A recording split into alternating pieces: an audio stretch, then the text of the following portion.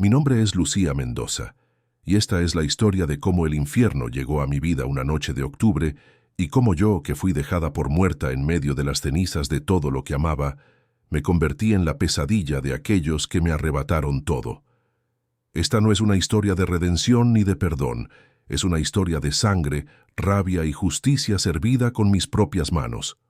Todo comenzó en un pequeño pueblo al norte de Michoacán, México, en el año 2018. Mi familia había vivido allí durante generaciones. Mi esposo Javier trabajaba en el aserradero, mi hijo mayor Marco estudiaba ingeniería en la ciudad y venía los fines de semana. Mi hija Elena tenía apenas 8 años y era la luz de mi vida. Vivíamos tranquilos, alejados de los problemas que afectaban otras regiones. O al menos eso creíamos.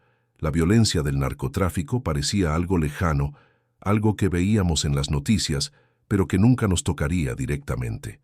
Qué ingenuos fuimos. Una noche de octubre, cuando el cielo estaba oscuro y sin luna, escuché los camiones acercándose por el camino de tierra. Javier se asomó por la ventana y su rostro se puso pálido. «Hombres armados», dijo. «Muchos». Antes de que pudiéramos hacer algo, derribaron la puerta a patadas. Entraron 6 hombres con armas largas, el rostro cubierto con pasamontañas, gritando obscenidades. Nos arrastraron a todos a la sala. Marco intentó defenderme y le dispararon en el pecho sin pensarlo 2 veces. Mi hijo cayó frente a mis ojos, la sangre extendiéndose como un lago oscuro sobre el piso de madera que yo misma había pulido esa mañana. Javier gritó y se lanzó contra ellos. Le golpearon con la culata del rifle hasta que dejó de moverse, hasta que su cara no era más que sangre y huesos rotos. Elena lloraba aferrada a mi falda. Yo la abrazaba con todas mis fuerzas, suplicando, rogando que no le hicieran daño. Pero uno de los hombres, el que parecía ser el jefe, se acercó y me arrancó a mi hija de los brazos. Ella gritaba «Mamá, mamá», mientras él se la llevaba hacia afuera. Intenté seguirla, pero otro de los hombres me sujetó. Los otros 4 me arrastraron a mi propia habitación. Lo que sucedió después durante las siguientes 2 horas es algo que ningún ser humano debería experimentar jamás. Me violaron uno tras otro, riéndose, diciendo que era el pago por no cooperar, por no entregar el dinero que según ellos mi esposo les debía. No había tal dinero. Javier era un hombre honesto, pero ellos no querían escuchar razones. Cuando terminaron, me dejaron tirada en el suelo. Escuché cómo prendían fuego a la casa. Uno de ellos dijo que debían asegurarse de no dejar testigos. Escuché los disparos que remataron a Javier y a Marco. Luego escuché el motor de los camiones alejándose, llevándose a mi Elena. El fuego se extendió rápidamente. El humo empezó a llenar la habitación. Logré arrastrarme hasta la ventana. No sé cómo encontré la fuerza. Me lancé por ella, cayendo sobre los arbustos del jardín. La caída me rompió 2 costillas y me dislocó el hombro, pero seguí arrastrándome, alejándome de las llamas que consumían todo lo que había sido mi vida. Desperté 3 días después en un hospital de la ciudad. Una familia que pasaba por el camino me había encontrado inconsciente a varios kilómetros de mi casa. Los médicos dijeron que era un milagro que estuviera viva. Tenía quemaduras en la espalda, las costillas rotas, trauma interno severo, deshidratación extrema. Pero estaba viva. Cuando pude hablar le conté todo a la policía. Tomaron mi declaración con rostros inexpresivos que ya habían escuchado demasiadas historias similares. Dijeron que investigarían. Dijeron que harían todo lo posible. Pero en sus ojos vi la verdad. No harían nada. En esa región el narco era más poderoso que la ley. Permanecí en el hospital durante 2 semanas. Cuando salí, no tenía a dónde ir. Mi casa era solo cenizas. Mi familia estaba muerta. Mi hija había desaparecido. Los servicios sociales me ofrecieron ayuda psicológica y un refugio temporal. Acepté el refugio, pero rechacé la terapia. No quería hablar de mis sentimientos. No quería procesar mi trauma. Solo quería una cosa: encontrar a los hombres que habían destruido mi vida y hacer que pagaran. Cada uno de ellos. Empecé a investigar por mi cuenta. Pasé días en internet cafés buscando información sobre el cártel que operaba en la región. Hablé con gente del pueblo, con comerciantes, con cualquiera que pudiera darme información. Poco a poco empecé a juntar piezas. El grupo que había atacado mi casa pertenecía a una célula del Cártel de los Hermanos, una organización violenta que controlaba el tráfico de drogas y la extorsión en varios municipios. Su líder local era un hombre conocido como El Coyote. Sus lugartenientes eran apodados El Gordo, El Flaco, El Tuerto, La Víbora y El Chino. Con el poco dinero que tenía compré un teléfono celular barato y una laptop usada. Empecé a rastrear sus movimientos. Descubrí dónde se reunían, qué bares frecuentaban, dónde vivían sus familias. Aprendí sus rutinas. Durante meses me convertí en su sombra, invisible, paciente, esperando el momento adecuado. También empecé a entrenar mi cuerpo. Corría todas las mañanas hasta que mis pulmones ardían. Hacía ejercicios de fuerza hasta que mis músculos temblaban. Practicaba con cuchillos, aprendiendo a manejarlos con precisión. Compré un arma en el mercado negro, una pistola 9 milímetros, y practicaba en zonas alejadas hasta que cada disparo daba en el blanco. El primer hombre en mi lista fue El Chino. Lo seguí durante semanas hasta que conocí cada detalle de su vida. Vivía solo en una casa pequeña en las afueras del pueblo vecino. Todas las noches llegaba borracho cerca de las 2 de la madrugada. Una noche de marzo, casi 5 meses después del ataque a mi familia, esperé en las sombras cerca de su casa. Cuando llegó tambaleándose, lo dejé entrar. Esperé 10 minutos. Luego forcé la puerta trasera. Lo encontré despatarrado en el sofá, roncando. Me acerqué despacio, saqué el cuchillo. Le tapé la boca con una mano y con la otra le hundí la hoja en el abdomen, lento, mirándolo a los ojos mientras despertaba, mientras entendía lo que estaba pasando. Le susurré al oído: «Esto es por mi familia, por mi hija».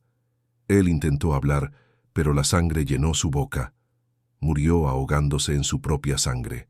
No sentí remordimiento, solo satisfacción. El segundo fue El Gordo.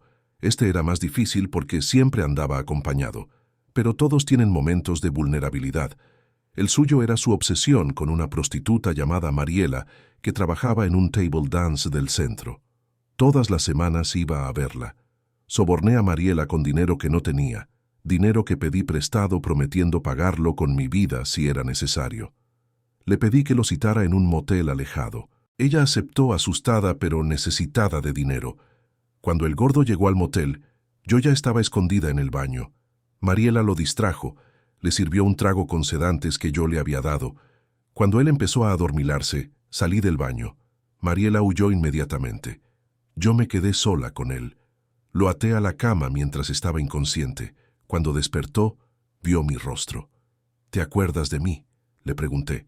Sus ojos se abrieron con terror. Pasé las siguientes horas recordándole exactamente qué había hecho en mi casa. Y luego, con unas tijeras de podar que había comprado, le hice pagar cada segundo de sufrimiento que causó. Cuando terminé, llamé a la policía desde un teléfono público y les dije dónde podían encontrar el cuerpo. El tercero fue La Víbora. Este era el más paranoico de todos, siempre vigilando, siempre armado, siempre con guardaespaldas.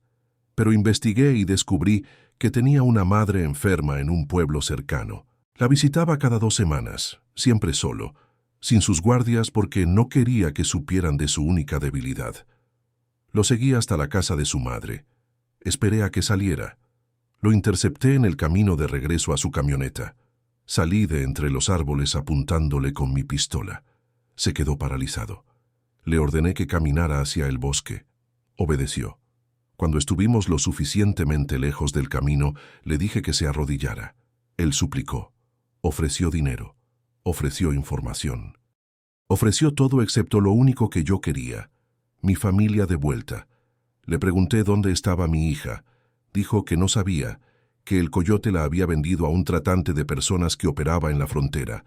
Le disparé en las rodillas. Gritó de dolor. Le volví a preguntar. Finalmente me dio un nombre: Valdez, un hombre que traficaba niños desde Tijuana. Le disparé en la frente y lo dejé allí para los animales. El cuarto fue el flaco. Lo encontré en un bar una noche. Estaba celebrando el cumpleaños de su hermano. Esperé hasta que salió solo al estacionamiento para orinar detrás de un contenedor de basura. Me acerqué por detrás. Le puse el cañón de mi pistola en la nuca. Se congeló. Le dije que caminara hacia mi auto. Obedeció. Lo llevé a un almacén abandonado que había preparado días antes. Allí, atado a una silla, le saqué toda la información que pude sobre el coyote y sobre el paradero de mi hija. Me confirmó lo que la víbora había dicho. Elena había sido vendida. Me dio detalles de cómo contactar a Valdés. Cuando no tuvo más información que darme, cumplí mi promesa. Pero no fue rápido. Él había sido uno de los que me violó. Se lo recordé antes de que muriera. El quinto fue el tuerto. Este había huido cuando se enteró de que sus compañeros estaban muriendo uno por uno. Se escondió en la Ciudad de México, pensando que allí estaría a salvo. Pero yo tenía contactos ahora. Había conocido a otras personas como yo, víctimas del narco que buscaban venganza. Nos ayudábamos entre nosotros compartiendo información. Uno de ellos me dijo que el tuerto estaba escondido en un departamento de Iztapalapa. Viajé a la ciudad. Lo encontré. Entré por la ventana mientras dormía. Desperté amarrado a su propia cama. Sus ojos se llenaron de terror cuando me reconoció. Pasé horas con él. Le hice confesar todo. Me confirmó que habían matado a mi familia por error. Javier nunca les debió nada. Habían confundido nuestra casa con otra. Todo había sido un error estúpido. Mi familia había sido destruida por nada. Esa revelación me llenó de una rabia tan profunda que casi pierdo el control. Casi lo mato demasiado rápido, pero me contuve. Lo hice sufrir. Y cuando terminé dejé su cuerpo como mensaje. Finalmente quedaba el coyote, el líder, el que había dado la orden, el que se había llevado a mi Elena. Este era el más peligroso. Vivía en una casa fortificada en las montañas, rodeado de hombres armados las 24 horas. Pero yo había aprendido mucho en esos meses. Había aprendido paciencia. Había aprendido a matar. Había aprendido que cuando no tienes nada que perder, eres la persona más peligrosa del mundo. Observé su casa durante semanas. Estudié los cambios de guardia, las rutas de patrullaje, los puntos débiles. Descubrí que una vez al mes recibía la visita de su amante, una mujer joven de un pueblo cercano. Siempre llegaba al anochecer y se quedaba hasta el amanecer. Durante esas noches, el coyote despedía a la mayoría de sus guardias queriendo privacidad. Esa era mi oportunidad. Intercepté a la amante en el camino. No le hice daño. Solo le di dinero y le dije que no fuera esa noche. Ella, aterrorizada y confundida, aceptó el dinero y huyó. Luego tomé su lugar. Me vestí con su ropa, me pinté el rostro, me puse una peluca. Cuando llegué a la casa, el guardia en la entrada me dejó pasar sin revisarme. Conocía a la amante. No sospechó nada. Entré a la casa. El coyote me esperaba en su habitación con una botella de whisky y una sonrisa. Cuando cerré la puerta detrás de mí y me quité la peluca, su sonrisa se congeló. ¿Te acuerdas de mí?, le pregunté sacando mi pistola. Él se puso de pie de un salto, buscando su arma. Le disparé en la mano. El arma cayó al suelo. Gritó de dolor. Le apunté a la cabeza. «No te atrevas a gritar de nuevo o la próxima va al cerebro». Se quedó callado, sosteniendo su mano sangrante. Le dije quién era. Le dije que había matado a sus 5 hombres. Le dije que ahora era su turno. Pero antes quería respuestas. ¿Dónde estaba mi hija? El coyote, viéndose acorralado, intentó negociar. Me dijo que Elena estaba viva. Dijo que sabía exactamente dónde. Dijo que podía llevarme a ella si le perdonaba la vida. Sabía que mentía, pero necesitaba esa información. Le ordené que escribiera todo. El nombre de Valdés, su ubicación, cómo contactarlo, qué organización manejaba. Él escribió con mano temblorosa. Cuando terminó, leí cuidadosamente. Luego le pregunté si había algo más. Él juró que no. Le disparé en el estómago. Se desplomó gritando. Me acerqué y me arrodillé junto a él. Le susurré: «Esto es por mi esposo, por mi hijo, por las 2 horas que tus hombres me violaron, por cada lágrima que mi hija derramó cuando te la llevaste. Le disparé 2 veces más y salí de la habitación. Los guardias escucharon los disparos y vinieron corriendo. Yo ya estaba bajando por la ventana usando una cuerda que había preparado. Dispararon hacia mí, pero la oscuridad jugaba a mi favor. Corrí hacia el bosque. Me persiguieron, pero yo conocía el terreno mejor. Había pasado semanas preparándome. Escapé. Con la información que el coyote me dio, viajé a Tijuana. Encontré a Valdés. No fue fácil. Tuve que infiltrarme en su red, hacerme pasar por alguien interesada en comprar. Cuando finalmente estuve frente a él, le pregunté por mi hija. Revisó sus registros. Elena había sido vendida hacía meses a una familia en Estados Unidos. Me dio la dirección. No sé si era verdad o mentira, no importó. Le disparé de todas formas. Crucé la frontera ilegalmente. Llegué a la dirección en San Diego. Era una casa normal en un vecindario tranquilo. Vigilé durante días. Vi a mi Elena salir a la escuela. Estaba viva. Estaba más grande, pero estaba viva. Lloré por primera vez desde aquella noche horrible. Llamé a las autoridades estadounidenses de forma anónima, reportando el secuestro. Observé desde lejos cómo llegó la policía, cómo se llevaron a la pareja que la tenía, cómo rescataron a mi hija. No pude acercarme a ella. Yo era una asesina ahora, una fugitiva. Si me entregaba, pasaría el resto de mi vida en prisión. Pero Elena estaba a salvo. Eso era lo único que importaba. La vi desde lejos ser entregada a servicios de protección infantil. Supe que la buscarían parientes, que eventualmente la encontrarían una tía mía en Guadalajara. Estaría bien, tendría una vida. Yo regresé a México, no para entregarme, para desaparecer. Cambié mi nombre, mi apariencia, mi vida. Me moví a una ciudad donde nadie me conocía. Conseguí trabajo limpiando casas. Vivo en un pequeño departamento. Cada noche antes de dormir veo las fotos que logré tomar de Elena desde lejos. Está sonriendo. Está viva. Y los 6 hombres que destruyeron mi vida están muertos. No busco redención. No busco perdón. Hice lo que tenía que hacer. Algunos dirán que me convertí en un monstruo, que no soy mejor que ellos. Que así sea. Pero yo sé la verdad. Ellos mataron inocentes por codicia y poder. Yo maté asesinos por justicia. Dormí en las calles, sangré, sufrí, me arrastré por el infierno. Pero cumplí mi promesa. Me vengué de cada uno.